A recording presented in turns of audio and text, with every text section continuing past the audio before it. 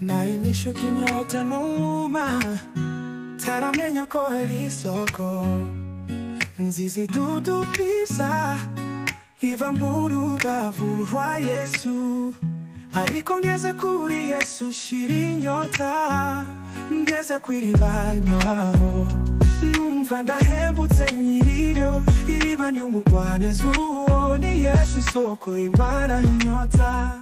Yewe wasoko we y'ubugingo ni wowe uduhembura, tituza kuvaho tuzigumira kuri wowe, kuko uri soko y'ubugingo. Ngeze kw'iriba nywaho numva ndahembutse nyiriro. Iriba ry'umugwaneza uwo ni Yesu, isoko imara inyota.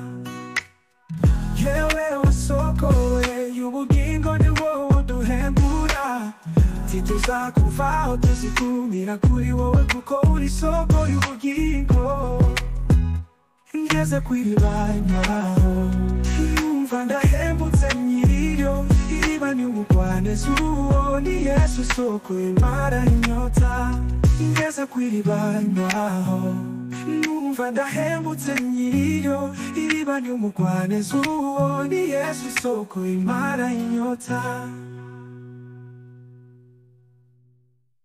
Ngeze kw'iriba nywaho numva ndahembutse nyiriro. Riba n'umugwaneza uwo ni Yesu, isoko imara inyota.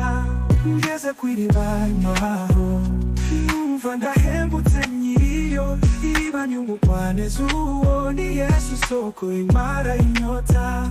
Ngeze kw'iriba nywaho numva ndahembutse nyiriro. Iriba n'umugwaneza uwo ni Yesu, isoko imara inyota.